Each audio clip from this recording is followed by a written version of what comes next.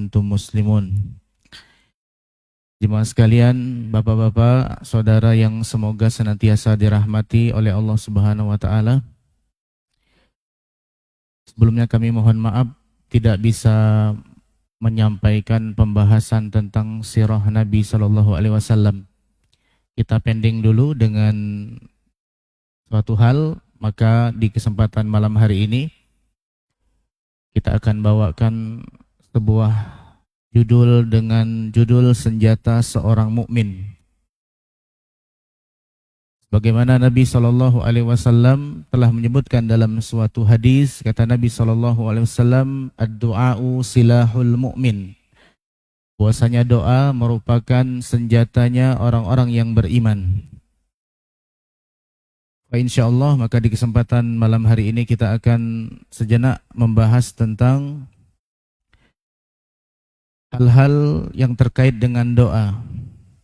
Apa saja adab-adab di dalam berdoa kepada Allah Subhanahu wa taala. Kaum muslimin yang dirahmati oleh Allah Subhanahu wa taala, terkadang kita bertanya, mengapa doaku belum terkabulkan? Mengapa doaku belum terkabulkan? Jelas. Bisa didengar? Bisa ya? Sebuah pertanyaan yang dipanjatkan oleh orang-orang yang berdoa kepada Allah Subhanahu wa taala. Dalam sebuah hadis kata Nabi sallallahu alaihi wasallam, ada orang yang mengatakan da'autu falam yustajabli. Aku telah berdoa namun belum juga dikabulkan. Kalau seandainya dia orang yang isti'jal, dia orang yang terburu-buru, maka dia akan meninggalkan doa tersebut. Dia akan berburuk sangka kepada Allah Subhanahu wa taala. Saya sudah berdoa tapi tidak kunjung dikabulkan. Sehingga perlu dipelajari apa sebab kenapa doa kita tidak dikabulkan oleh Allah Subhanahu wa taala. Padahal tadi Nabi SAW telah menyatakan ad-du'a'u silahul mu'min, bahwasanya doa merupakan senjata seorang mukmin. Bagaimana mungkin seorang mukmin tidak bisa menggunakan senjatanya? Kalau itu senjata harusnya bisa digunakan. Tapi kenapa kok doa saya belum dikabulkan oleh Allah Subhanahu wa taala? Ternyata ada sebuah penjelasan yang indah dari Al-Imam Ibnul Qayyim Al-Jauziyah rahimahullahu ta'ala terkait dengan doa. Beliau mengatakan, wad-du'a'u waz-zikru kassilah. Sesungguhnya doa dan wirid itu bagaikan senjata. Doa itu bagaikan senjata. Wirid, zikir itu bagaikan senjata, kata beliau. Was-silahu bidaribihu la bihaddihi faqat.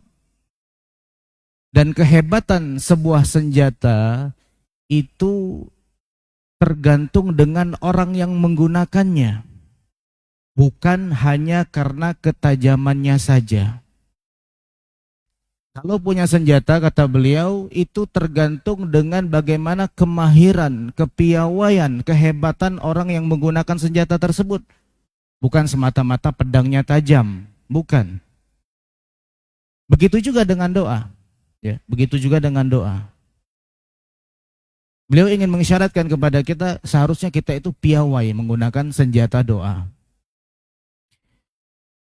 Kalaulah dahulu orang menggunakan senjata panah misalnya, panahnya tajam, bagus panahnya, namun yang menarik panahnya bukan orang yang ahli. Kira-kira tepat tidak sasarannya? Tidak akan tepat. Atau dia memanah kepada seseorang, kemudian panahannya tepat, dia mahir, namun orang tersebut, musuhnya yang hendak dia panah menggunakan tameng. Selamat tidak musuhnya? Juga selamat. Ya, karena panahnya mengenai tameng, alias ada penghalang. Begitu juga kalau seandainya kita ilustrasikan kepada kondisi sekarang, di mana alat-alat senjatanya sudah canggih, ya, mungkin ada tank baja, ada rudal, ada helikopter perang, tapi yang gunakan kita, orang biasa. Bisa tidak kita gunakan alat tersebut? Tidak bisa. Yang bisa gunakan siapa? TNI Angkatan Udara misalnya. TNI Angkatan Laut misalnya. Jadi tergantung bagaimana senjata tersebut digunakan juga oleh orang yang mahir. Makanya beliau mengatakan tadi, wasilahu bidharibihi la bihaddihi faqat. Dan senjata itu tergantung dengan orang yang menggunakannya, bukan hanya terbatas pada ketajamannya saja. Kemudian kata beliau rahimahullahu taala, fa iza kana as-silahu kaman la afata bihi. Maka kalaulah seandainya senjatanya itu sempurna, tidak ada cacat pada senjata tersebut, senjatanya bagus. Wazira'u hamiluhu qawiyan. Kemudian lengan yang menggunakan senjata tersebut, yang memegang pedang tersebut, yang memegang panah tersebut adalah lengan yang kuat. Lengan yang terampil. Wala mani'ah. Kemudian tidak ada penghalangnya. Tamma ta'siru fil adu. Maka senjata tersebut pasti akan melukai musuh. Ya. Kalau yang menggunakan senjatanya baik, senjatanya bagus, kemudian tidak ada penghalang, pasti kena, kata beliau, musuhnya. Wa idza takhallafa wahidun min hadhihi salasah. Dan ketika hilang salah satu dari tiga faktor tersebut, takhallafat ta'sir, maka senjata itu pun akan hilang pengaruhnya. Ya, senjata tersebut menjadi tidak bermanfaat. Tadi saya berikan contoh. Sudah pas senjatanya, panahnya bagus, penembaknya jitu, namun musuhnya pakai perisai, pakai tameng. Ya, tetap tidak kena. Sehingga di sini kata beliau, atau disimpulkan dari perkataan beliau ini, senjata itu memiliki tiga persyaratan. Ya. Satu, senjatanya sempurna, bagus, tidak cacat. Dua, lengan yang menggunakannya lengan yang kuat, ya, alias terampil, penggunanya harus terampil, piawai, mahir. Kemudian yang ketiga, tidak ada faktor penghalang. Ya. Maka begitu juga dengan orang yang berdoa kepada Allah Subhanahu wa taala. Ketika Nabi SAW memberikan gambaran bahwasanya doa merupakan senjata bagi seorang mukmin, maka dia harus juga memperhatikan bagaimana dia menggunakan senjatanya ini. Yang pertama, bahwasanya doanya harus benar, sesuai dengan Al-Quran dan Sunnah. Tidak menyalahi aturan agama. Kalau sejak awal berdoa dengan cara yang tidak disunnahkan Nabi SAW, diterima tidak doanya? Para hadirin, diterima tidak doanya? Sejak awal sudah menentang sunnah doanya. Cara berdoanya sudah tidak sesuai sunnah. Diterima atau tidak? Tidak diterima. Setelah sholat berjamaah, berdoa bersama-sama. Ya, pertanyaannya, adakah Nabi SAW melakukan yang demikian? Peristiwa Isra Mi'raj terjadi berapa kali peristiwa Isra Mi'raj? 1 kali seumur hidup. Ada riwayatnya, hadisnya banyak, cerita tentang Isra dan Mi'raj. Sementara Nabi sholat sehari berapa kali? 5 kali Nabi sholat.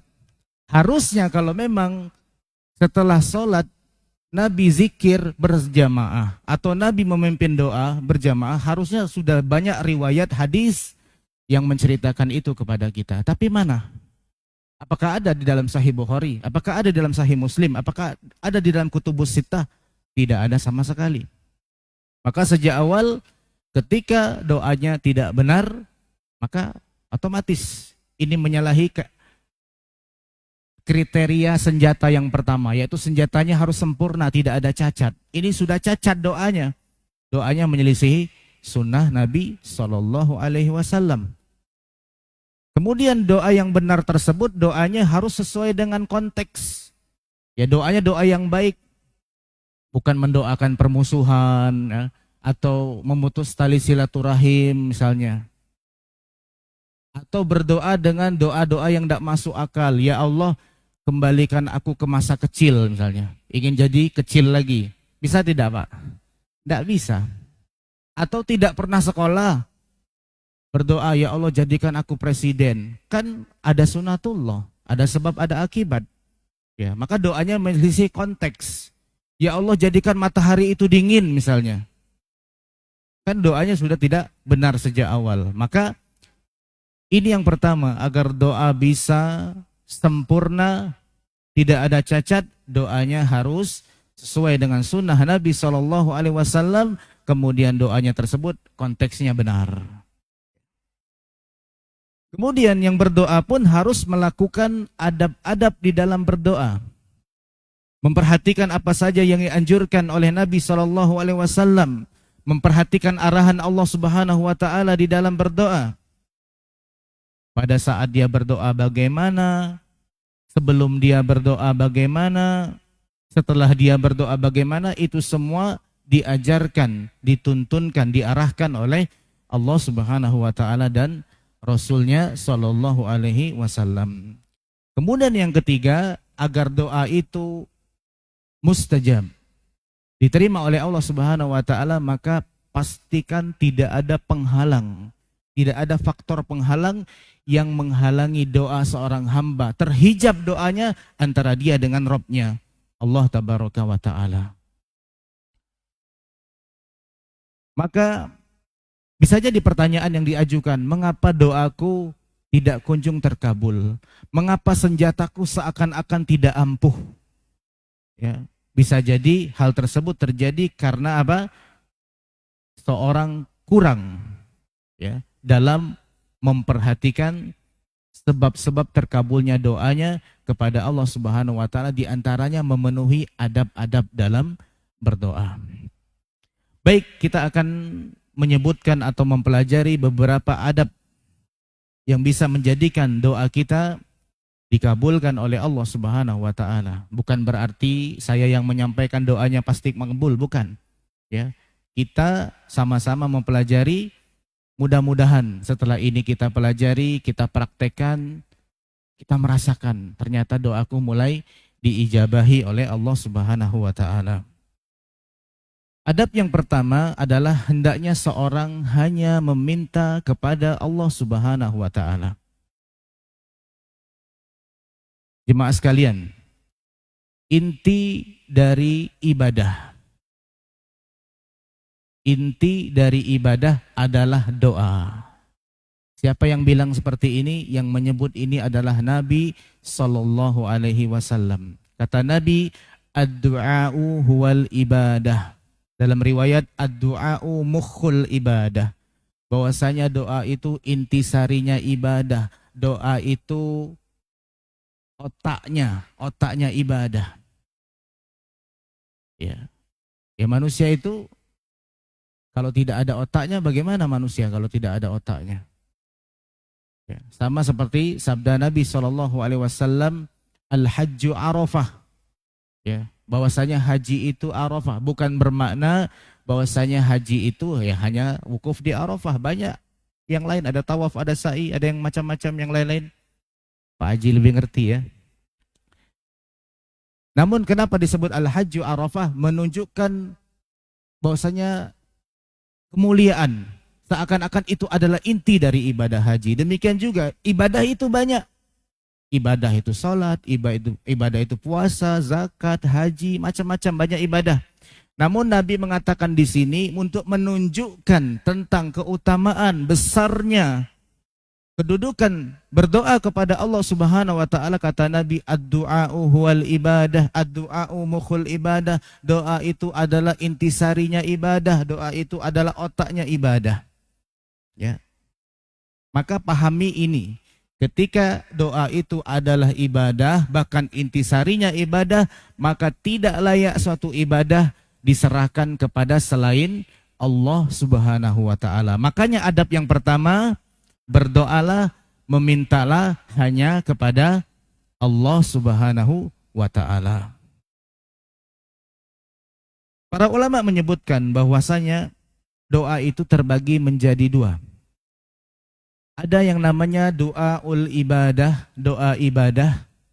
Dan ada namanya doaul mas'alah, doa permintaan. Apa tadi? Doaul ibadah, doa ibadah. Doaul mas'alah, doa permintaan. Ini pembagian doa yang disebutkan oleh para ulama. Doaul ibadah itu maksudnya apa? Seperti seorang solat. Solat itu secara bahasa maknanya adalah doa. As-salatu lughatan ad-du'a. Salat itu secara bahasa adalah berdoa. Ya. Tatkala dia mulai bertakbir, membaca Al-Fatihah, dia ruku, dia sujud, dia duduk di antara sujud, dia tahiyat, hakikatnya dia sedang beribadah, tapi hakikatnya dia sedang berdoa, tapi dalam bentuk ibadah yang lain. Ya. Ini yang disebut dengan doaul ibadah. Mungkin belum jelas contoh. Ketika kita bersedekah, kita keluarkan harta kita, apakah kita sedang berdoa? Jawabannya tidak. Kita keluarkan uang dari kocek kita rogoh saku kita masukkan ke dalam kotak infak. Apakah kita sedang berdoa?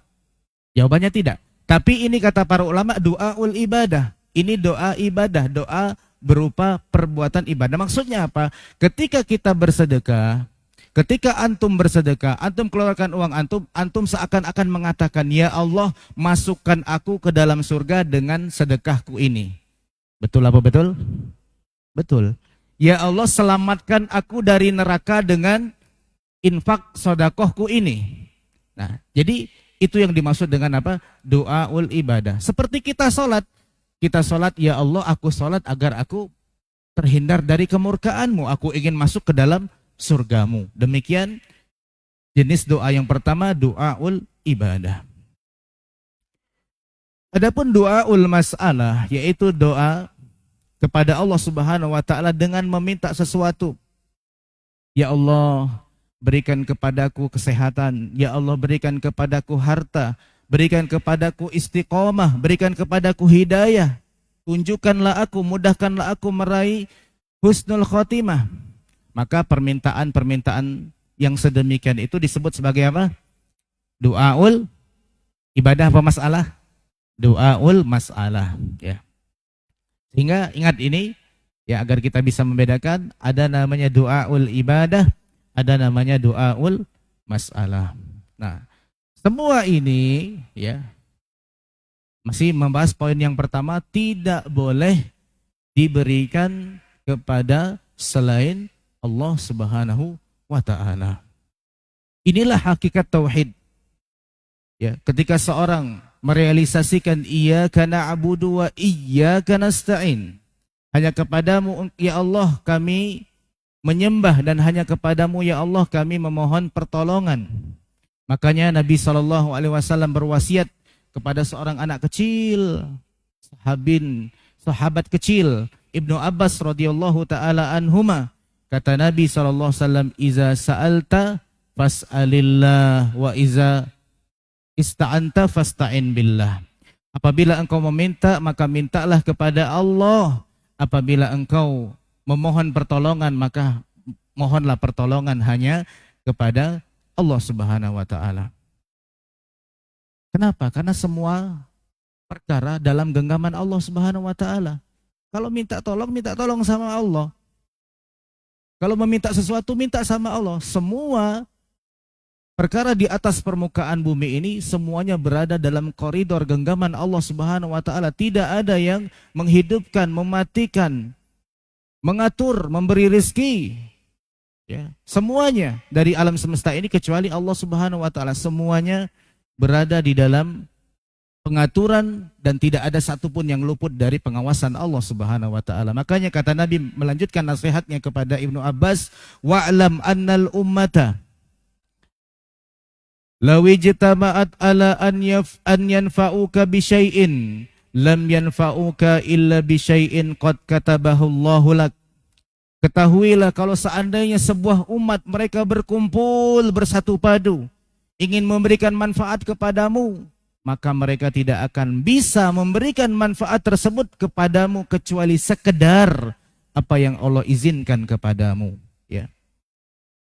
Sebaliknya, kalaupun seandainya mereka umat tersebut walawijtama'u ala an yadurruka bisyai'in lam yadurruka bisyai'in, kalau seandainya mereka berkumpul untuk memberikan mudarat kepadamu, semua orang kumpul ingin mencelakakan kita, tidak akan bisa mencelakakan kita, tidak akan bisa mencelakakan dirimu wahai Ibnu Abbas, kalau seandainya ya, kecuali yang sekedar telah ditetapkan oleh Allah Subhanahu wa taala atasmu.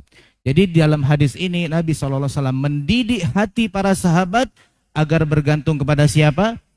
Hanya bergantung kepada Allah Subhanahu wa taala. Jadi mintalah semua hal atau memintalah hanya kepada Allah Subhanahu wa taala, karena dialah yang memiliki kendali untuk seluruh alam. Dialah yang mengendalikan kepribadian kita, kehidupan kita, keuangan kita. Siapa yang mengendalikan? Allah. Kesehatan kita siapa yang mengendalikan? Allah. Ajal kita siapa yang mengendalikan? Allah. Ya. Sehingga hajat apapun yang kita minta, maka kita minta kepada Allah Subhanahu wa taala. Ya Ustadz, boleh tak minta dunia kepada Allah Subhanahu wa taala? Boleh. Ya, boleh minta kepada Allah dunia. Sebagian orang mengatakan saya tuh gak enak sama Allah kalau seandainya saya minta harta. Ini justru bertentangan ya dengan sabda Nabi SAW tadi. Iza sa'alta fas'alillah. Nabi tidak membatasi, minta semuanya kepada Allah. Mungkin mau minta ya, mau nikah atau mau nambah mertua. Nambah mertua, boleh nambah mertua. Ya, bukan nambah istri, nambah mertua. Boleh, minta mobil, minta rumah, boleh. Ya, silahkan. Ajukan kepada Allah Subhanahu wa taala. Bahkan Allah mengatakan, wa qala rabbukum ud'uni astajib lakum. Berdoalah kepadaku, niscaya aku akan mengabulkan permintaan tersebut. Bahkan orang mensifati orang-orang yang tidak mau berdoa kepada Allah, innalladzina yastakbiruna an ibadati sayadkhuluna jahannama dakhirin. Sesungguhnya orang-orang yang sombong, tidak mau berdoa kepadaku. Lihat, orang yang tidak mau berdoa dikatakan sombong oleh Allah, akan aku masukkan ke dalam neraka jahanam dalam kondisi dihinakan. Kenapa dia hina? Karena dia sombong di hadapan Allah, tidak mau berdoa. Ini adab yang pertama. Apa tadi? Hanya meminta kepada Allah Subhanahu wa taala. Kemudian adab yang kedua, tatkala seorang berdoa kepada Allah, dia menghadap kiblat. Adab yang kedua apa? Berdoanya menghadap kemana? Menghadap kiblat. Kemudian yang ketiga, mengangkat kedua tangan pada saat berdoa. Kita sebutkan langsung dua. Menghadap kiblat dan mengangkat tangan. Karena ini diceritakan oleh seorang sahabat, Umar bin Khattab radhiyallahu ta'ala anhu, dalam satu hadis. Yeah. Umar bin Khattab bercerita tentang cara Nabi berdoa sebelum dimulainya perang Badar. Kapan-kapan di kajian sirah kita bahas bagaimana peristiwa perang Badar yang begitu dahsyatnya. Kaum muslimin jumlahnya berapa? 300 sekian orang. Ada yang mengatakan 314, ada yang mengatakan 319. Kalau di riwayat Umar ini jelas dikatakan 319 orang. Ya. Sedangkan musuh mereka berapa? Musuh kaum musyrikin Quraisy 1000 orang lebih. Ya. Maka di kondisi yang demikian, secara hitungan matematis kaum muslimin pasti kalah. Pasti kalah. Karena kalau 300 lawan 1000 itu minimal 1 lawan 3. Ya. Kata Umar bin Khattab radhiyallahu anhu, lamma nazala Rasulullah sallallahu alaihi wasallam Badron, ketika Rasulullah sallallahu alaihi wasallam turun di perang Badar, maksudnya ikut perang Badar. Wara'al musyrikin, kemudian Nabi sallallahu alaihi wasallam melihat orang-orang musyrik, wahum alfun, mereka jumlahnya 1000. Ya. Wa ashabuhu salasumi'atin wa tis'ata asyar, dan sahabat Nabi sallallahu alaihi wasallam jumlahnya jelas disebutkan oleh Umar 319 orang. 1000 lebih lawan 319. Istaqbala Nabiullah sallallahu alaihi wasallam al-qiblata, maka Nabi sallallahu alaihi wasallam pun menghadap ke arah kiblat. Ini ada kaitannya tadi kita sebutkan.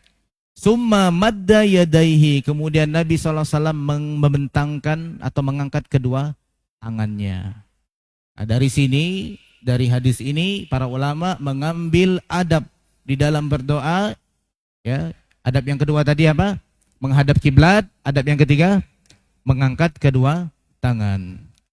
Faja'ala yahtifu bi rabbih, mulailah Nabi berdoa kepada Allah, Allahumma anjis lima wa'attani, ya Allah tunaikan janjimu kepadaku. Allahumma atima wa'attani, ya Allah berikan apa yang telah engkau janjikan kepadaku. Allahumma, ya Allah, intuhlik hazihil isabah min ahlil Islam la tu'bad fil ar. Ya Allah, jika seandainya kami kalah, maka tidak akan ada lagi orang yang menyembahmu di muka bumi ini. Ya Allah, kalau engkau binasakan kami di sini, mati semua, engkau tidak akan diibadahi lagi. Ya, bayangkan, kondisinya sangat genting. 300 lawan 1000. Maka di sini Nabi Shallallahu alaihi wasallam menghadap kiblat, kemudian mengangkat kedua tangan beliau. Dan mengangkat kedua tangan Nabi Shallallahu alaihi wasallam diceritakan oleh sahabat Abu Musa al-Ash'ari radhiyallahu anhu, beliau mengatakan ra'aitun Nabi Shallallahu alaihi wasallam yad'u bi batnai kaffaihi hatta ra'aitu bayadha ibtaihi. Aku melihat Nabi mengangkat kedua tangannya ketika berdoa sampai-sampai aku melihat putih ketiak beliau, ya. Jadi saking tingginya Nabi mengangkat sehingga akhirnya nampak putih ketiak beliau sallallahu alaihi wasallam. Dan berdoa mengangkat tangan ini merupakan sebab doa kita dikabulkan oleh Allah Subhanahu wa taala. Kenapa? Allah malu. Allah itu maha mulia, Allah itu maha malu. Allah malu kalau seandainya ada yang mengangkat tangan kepadanya dikembalikan dalam keadaan kosong, kecewa dia, tidak mendapatkan apa-apa. Allah malu. Kata Nabi, innallaha hayyun karim yastahyi iza rafa'ar rajulu ilaihi yadaihi an yaruddahuma sifran khaibatain. Sesungguhnya Allah itu maha malu dan maha mulia. Allah malu jika seorang hamba mengangkat kedua tangannya kepadanya, lalu dia mengembalikan kedua tangan tersebut dalam keadaan kosong, kecewa. Ya, Allah tidak akan mungkin mengecewakan para hambanya. Jadi ingat, mengangkat tangan ini merupakan sebab dikabulkannya doa. Cuman apakah semua doa kita mengangkat tangan? Jawabannya tidak. Ya, doa masuk masjid, angkat tangan kita? Tidak. Doa masuk WC, angkat tangan kita? Tidak. Termasuk doa setelah azan, angkat tangan kita? Tidak. Ya. Doa ul mas'alah. Termasuk doa makan, angkat tangan kita? Doa makan? Tidak. Setelah makan atau pakai pakaian? Tidak. Ya. Itu memang ada permintaan di situ, namun itu juga terkait dengan doa ul ibadah. Ya. Bagaimana kita menjalankan doa itu sebagai bentuk peribadatan, wirid-wirid yang kita ingat dengan cara meminta kepada Allah di setiap momen-momen kehidupan kita. Jadi ini terkait dengan mengangkat kedua tangan. Disebutkan oleh Ibnu Abbas radhiyallahu anhu bahwa dengan mengangkat tangan saat berdoa itu ada dua cara, ya. Atau kata Ibnu Abbas mengangkatnya sejajar dengan kedua bahu. Saya sebutkan dulu perkataan Ibnu Abbas di sini. Beliau menjelaskan bahwasanya mengangkat tangan ketika berdoa itu dengan sejajar kedua bahu. Berarti kalau ini bahu disejajarkan. Ya. Boleh kedua telapak tangan ditadahkan ke arah langit, ya, seperti ini ditadahkan ke arah langit, atau boleh juga dihadapkan ke wajah. Ya, ini sebagaimana penjelasan Syekh Bakar Abu Zaid rahimahullahu taala. Ya. Mengangkat tangan tadi mana? Bisa diarahkan ke arah langit.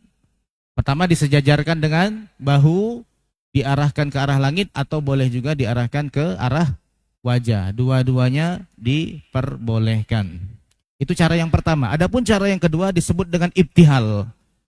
Ya.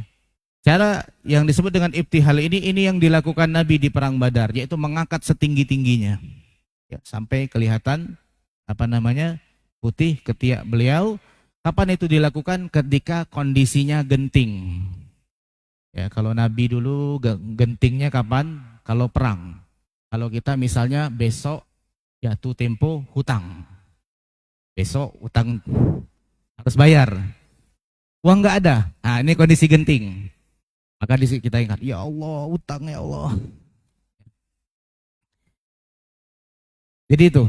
Jadi cara yang kedua, ibtihal, mengangkat tangan sampai disebutkan dalam riwayat hatta saqata ridauhu an mankibaihi, sampai rida Nabi, ya selendang Nabi, sorban Nabi itu jatuh dari pundaknya, sampai Abu Bakar kasihan melihat Nabi SAW berdoa di perang Badar tersebut. Kemudian adab yang ketiga adalah menyebutkan pujian-pujian untuk Allah sebelum berdoa. Menyebutkan berbagai bentuk pujian, sanjungan yang mungkin kita bisa. Ya, kalau bisa dalam bahasa Arab bagus, banyak. Allahumma lakal hamdu kulluh wa lakas syukru kulluh wa ilaika yurja'ul amru kulluh. Ya. Atau lapas-lapas yang lain. Ya, makanya ini pentingnya belajar bahasa Arab ya. Di antaranya lebih mahir dalam berdoa. Karena di antara adab doa tersebut harus apa? Dimulai dengan menyebutkan sanjungan pujian kepada Allah Subhanahu wa taala. Dan ini sebetulnya sudah kita praktekkan ketika kita membaca surat Al-Fatihah. Di surat Al-Fatihah itu ada permintaan apa? Ketika kita melafalkan ihdinas siratal mustaqim, kita minta apa? Minta hidayah, ya, minta petunjuk kepada Allah. Apakah kita langsung melafalkan ihdinas siratal mustaqim atau didahului oleh beberapa muqaddimah? Jawabannya kita mendahuluinya dengan beberapa muqaddimah yang semuanya bentuknya pujian kepada Allah Subhanahu wa taala. Kita katakan bismillahirrahmanirrahim. Kalau kita salat kita sirkan. Kalau di sini jadi imam kan? Ya, dengan nama Allah yang Maha Pengasih lagi Maha Penyayang. Kemudian kita katakan alhamdulillahirabbil alamin. Segala puji bagi Allah Rabb semesta alam. Di situ kita mengatakan alhamdulillah, maknanya kata para ulama segala bentuk pujian yang sempurna milik Allah Subhanahu wa taala. Itu kalimatnya ringkas alhamdulillah itu, tapi mencakup semua bentuk pujian. Apapun bentuk pujian kepada Allah Subhanahu wa taala. Allah yang maha tinggi, Allah yang maha mulia, Allah yang maha bijaksana, Allah yang maha adil, Allah yang maha baik. Semua bentuk pujian kepada Allah tercakup dalam satu kata. Apa itu? Alhamdulillahirabbil alamin, ya. Maka hadirkan ini. Yang jadi masalah, kita tidak hadir ketika kita mengatakan alhamdulillahirabbil alamin lewat begitu saja. Ya. Itu kita ucapkan mencakup di dalamnya semua pujian kesempurnaan kepada Allah Subhanahu wa taala. Alhamdulillahirabbil alamin. Bahasa sederhananya kalau di kita, ya, kalau kita mengatakan rujak. Berarti kalau kita katakan rujak apa? Masuk semua jenis buah, ya, yang bisa dijadikan rujak tentunya. Ya. Begitu juga ketika kita mengatakan alhamdulillahirabbil alamin, maka di situ masuk semua bentuk pujian kepada Allah. Kita mengakui Allah sebagai Rabb semesta alam. Diulang lagi Ar-Rahmanir Rahim, Maliki Yaumiddin, Raja pada hari pembalasan. Kemudian kita mengakui tentang bahwasanya Allah yang hanya berhak disembah dan Allah tempat meminta pertolongan satu-satunya. Iyyaka na'budu wa iyyaka nasta'in, baru kita minta ihdinas siratal mustaqim. Nah, artinya apa? Memulai doa, permohonan, permintaan kepada Allah dengan mengawalinya dengan muqaddimah dahulu. Berupa apa? Pujian-pujian, sanjungan-sanjungan kepada Allah Subhanahu wa ta'ala. Dan di antara bentuk berdoa dengan menyebutkan pujian kepada Allah adalah dengan menyebutkan nikmat-nikmat. Nah, ini bisa kita praktekkan. Di antara azan dan qomat kita bisa praktekkan. Sebutkan nikmat-nikmat Allah kepada kita. Ya Allah, Engkau telah melancarkan detak jantungku. Engkau telah mengalirkan darah di dalam tubuhku. Engkau jadikan sehat ginjalku, paru-paruku, pankreasku. Kita sebutkan. Engkau jadikan aku memiliki keluarga. Engkau berikan harta kepadaku. Kita sebutkan nikmat-nikmat Allah yang banyak. Apapun itu. Sebutkan nikmat-nikmat Allah. Baru kemudian mulai nanti kita memohon menuju kepada permohonan yang akan kita pinta kepada Allah Subhanahu wa taala. Menyebutkan pujian juga menyebutkan apa? Nikmat-nikmat Allah Subhanahu wa taala. Dan ini kondisi yang seperti ini itu sebenarnya sering kita praktekkan ketika kita punya hajat dengan manusia. Benar enggak? Ketika kita pengen minta tolong sama orang, biasanya langsung nembak atau pakai mukodimah dulu? Langsung nembak atau pakai mukodimah dulu? Pakai mukodimah dulu. Ya akhi, antum tuh sudah kenal dengan anak lama. Oh, kita dulu mungkin kawan SMA, disebutkan macam-macam. Antum tuh baik nih, macam-macam. Baru setelah dia merasa nyaman, apa yang terjadi? Tembak. Tolong, woi. Nah begitu, manusia pun senang. Walillahil masalul a'la, dan bagi Allah permisalan yang lebih tinggi. Ya, di antara adab yang diajarkan Nabi SAW adalah memuji Allah sebelum berdoa kepadanya. Di antara adabnya, adab yang berikutnya, adab yang keberapa? Yang kelima, ya, yang kelima adalah bersalawat kepada Rasulullah SAW. Ya, kita mulai dengan menyebutkan pujian kepada Allah, menyebutkan nikmat-nikmat Allah, kemudian bersolawat kepada Nabi SAW. Allahumma salli ala Muhammad wa ala ali Muhammad, atau salat Ibrahimiyah yang innaka hamidum majidnya 2 kali yang kita baca di tahiyat itu boleh. Ya, kita baca ya, sebagai muqaddimah dari doa yang akan kita panjatkan. Dan seorang tatkala dia berdoa tidak memulai dengan yang demikian itu, dikatakan Nabi orang yang terburu-buru. Ya, ada seorang sahabat pada saat dia berdoa langsung minta hajat, langsung nembak tanpa ada muqaddimah. Apa kata Nabi? Ajilta ayyuhal musalli. Engkau terburu-buru wahai orang yang berdoa. Ya, engkau terburu-buru. Kemudian Nabi mengajarkan orang itu. Beliau bersabda, "Iza shalla ahadukum falyabda bitahmidillah wassana'i alaihi." Jika salah seorang dari kalian berdoa, hendaknya dia memulai doanya dengan memuji Allah dan menyebutkan sanjungan kepada Allah. Tsumma yusalli 'alan nabi sallallahu alaihi wasallam. Kemudian dia bersolawat kepada Nabi sallallahu alaihi wasallam. Diajari Nabi, jangan buru-buru. Ya, kalau mau berdoa mulainya dengan nyebut sanjungan, pujian kepada Allah, baru solawat, baru minta. Summa yad'u bima sya'a. Lalu hendaklah dia menyampaikan hajatnya kepada Allah apa yang dia kehendaki. Baru berdoa. Jangan buru-buru. Ya, ini urutan yang diajarkan oleh Nabi Sallallahu Alaihi Wasallam. Apa tadi? Puji Allah, ya, bersolawat. Puji Allah termasuk di dalamnya menyebutkan nikmat, bersalawat kepada Nabi, kemudian menyebutkan hajat yang diinginkan. Bisa belum? Belum ya? Adab yang berikutnya yaitu bertaubat kepada Allah dari seluruh dosa. Ya. Ini bisa dilakukan sebelum berdoa dengan mengatakan Rabbighfirli wa tub alayya innaka antat tawwabur rahim. Ya astaghfirullah wa atubu ilaih. Atau minimal astaghfirullah. Minta ampun, bertobat kepada Allah Subhanahu wa taala dari semua dosa. Karena dosa itu menghalangi kenikmatan dalam beribadah, di antaranya menghalangi kelezatan doa. Ya. Kenapa? Karena orang yang punya masalah itu biasanya tidak nyaman untuk minta tolong kepada orang yang dia punya masalah dengannya. Antum bayangkan, ana lagi musuhan dengan Uda Fahmi. Lagi musuhan, ndak seteguran. Tiba-tiba butuh duit. Dah, minjam duit, kau beda negur aku. Mudah, Uda Fahmi kan. Lagi bermasalah dengan Uda Fahmi, langsung dibantah sama dia. Ya. Kamu nak minta tolong dengan aku? Begitu juga orang yang ketika dia banyak dosanya, maka dia akan terhijab. Ya.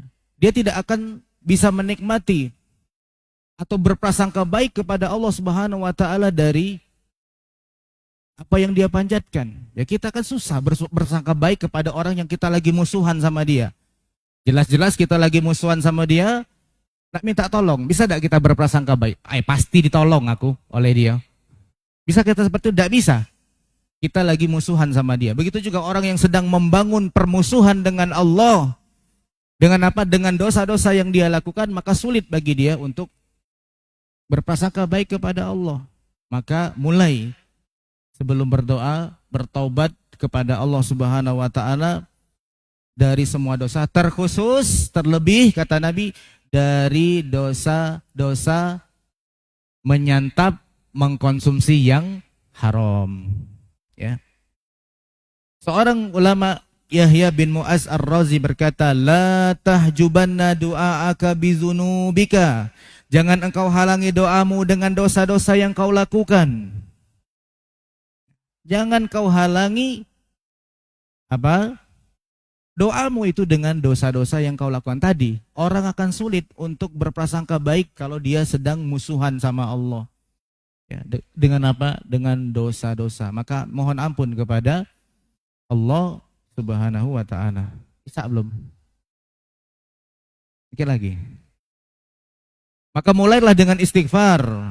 Memohon ampun kepada Allah. Nabi SAW mengatakan at-taubatu tajubbu ma qablaha. Taubat itu menghapuskan dosa-dosa sebelumnya. Ya, taubat. Betul-betul taubat kepada Allah Subhanahu wa taala, khususnya apa tadi?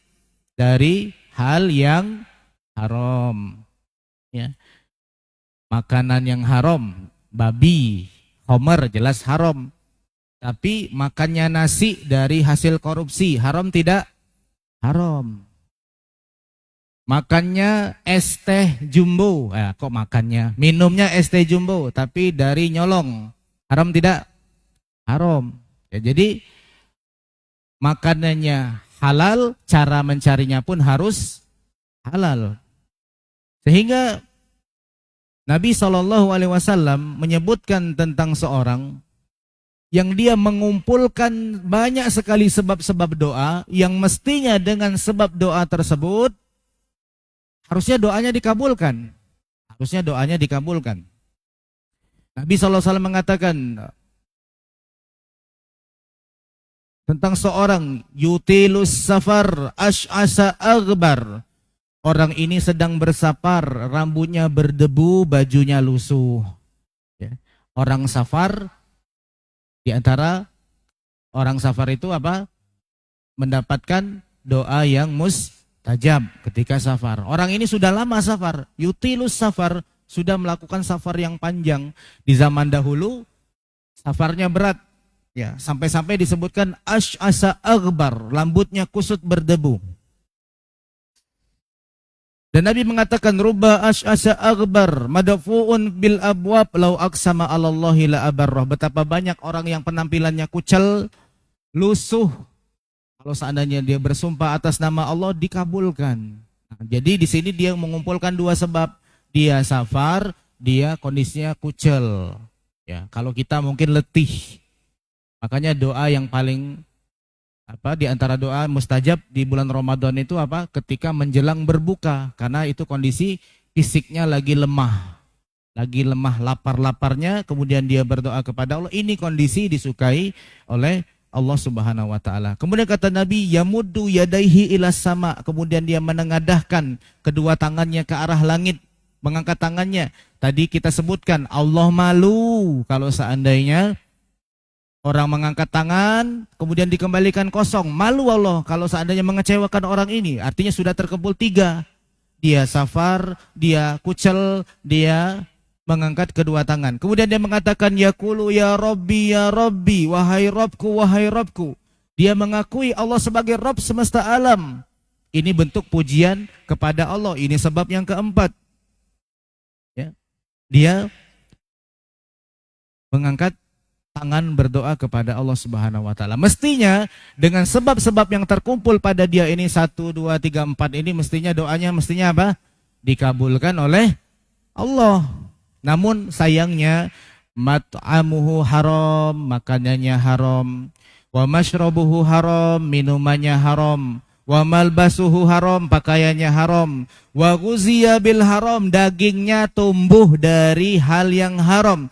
Fa anna yustajabu lahu, maka bagaimana doanya bisa dikabulkan oleh Allah Subhanahu wa taala. Baik, sudah Isya ya? Betul? Oke. Sudah, kita cukupkan ya. Setidaknya dari 4 ini mudah-mudahan ini bisa menjadikan kita piawai, mahir menggunakan apa? Senjata. Karena ad-du'a'u silahul mu'min. Doa itu senjatanya seorang mukmin. Pakai jurus ini biar apa? Senjata Anda tokcer ya. Wallahu taala alam bisawab. Ya. Kalau ada salah dalam penyampaian ini, kurangnya ana mohon ampun kepada Allah Subhanahu wa taala. Kita tutup dengan kafaratul majlis. Subhanakallahumma bihamdik asyhadu an la ilaha illa anta astaghfiruka wa atubu ilaik. Assalamualaikum warahmatullahi wabarakatuh.